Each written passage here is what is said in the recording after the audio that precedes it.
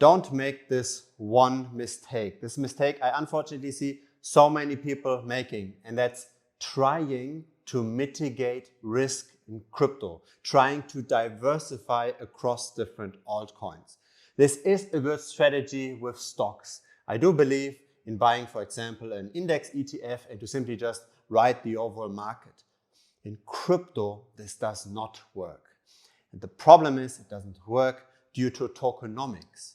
Crypto isn't as regulated as stocks are. And so very, very often with many altcoin projects, you've got a lot of token inflation. You've got a lot of new money being printed. You also have a lot of unlocks where the early adopters, the early investors can dump on retail. You've got a lot of problematic scenarios that rides the altcoin valuations down. And now, of course, one might think, okay, when there are these problems, why not just buy 10 or 20 altcoins and diversify, right? Similar to stocks. The issue is this doesn't work in aggregate. There is a measure called Total 3. And Total 3 is cryptocurrency's market cap minus Bitcoins and minus Ethereums. So everything but Bitcoin and Ethereum. And you can look at how this market cap develops over time, and it doesn't look too different to, for example, the Bitcoin price. But once you divide this measure, Total 3, by the Bitcoin price, you suddenly see how in general the altcoins do worse than Bitcoin in aggregate. I'm not talking about a single altcoin, I'm talking about altcoins in aggregate. Which means when you have a portfolio of altcoins, of 10 or 20 altcoins, the likelihood is very, very high that your portfolio will be underperforming Bitcoin. The only time where this is different is during an altcoin rotation. So that's when Bitcoin has already risen quite a lot, when the risk to reward isn't that great for Bitcoin anymore. And that's then when the people that made money with Bitcoin, they swap into higher risk stuff. They go then into Ethereum and afterwards into the altcoins. Then you get the altcoin rotation. That's then when Total 3 outperforms Bitcoin. That's a very, very short period of time. So last time this happened was in January, February of 2022. But except those 2 months, Total 3 did worse than Bitcoin. So you don't want to be the person that simply just sprays and prays, right? That simply just allocates to many, many projects, hoping that this overall portfolio outperforms Bitcoin. That being said, this does not necessarily mean that altcoins altogether are problematic. You can still make money with altcoins, but you have to understand that it's a player versus player game. If you are buying low and selling high, somebody else was selling low because they were afraid it goes lower, and somebody else was buying high from you because they thought it goes further up, right? You can only make that trade, this positive trade, if you find 2 people that are worse informed than you, or the same person that makes this trade against you, right?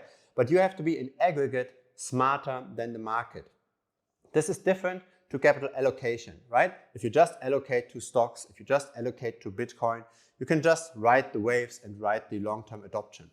It's different to altcoins. With altcoins, very often the token inflation is worse enough that even if you get a lot of adoption, it doesn't compensate for the additional printing that very often goes on, or for the unlock that happens for the early investors.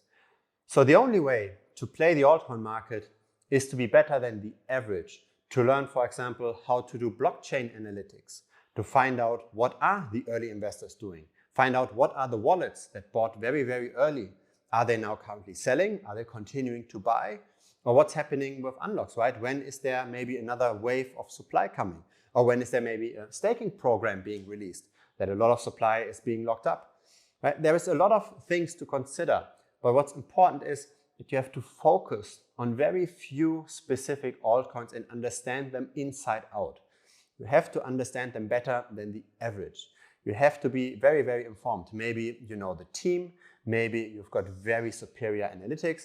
Whatever it is, you need to be better than the average, something that you do not necessarily need when you just buy a stock ETF or when you just buy Bitcoin. The problem is you can't just buy altcoins. With a single altcoin, you obviously have the idiosyncratic risk, but you also have the idiosyncratic opportunity. So with altcoins, I think the best way is to always approach this with a trading mentality. You buy this with the intention to sell it on afterwards for higher. And you don't do this simply just to get crypto exposure. You do this because you want to outperform Bitcoin.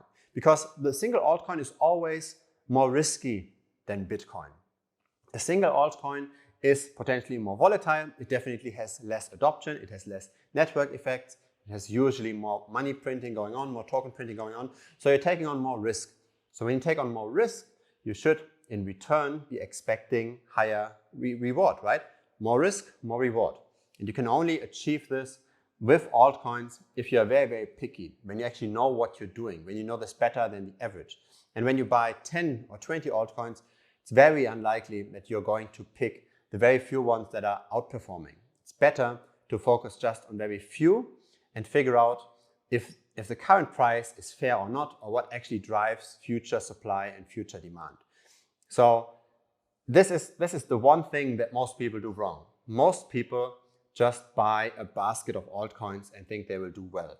But usually those people would be much better off simply just to buy Bitcoin and dollar cost average into that.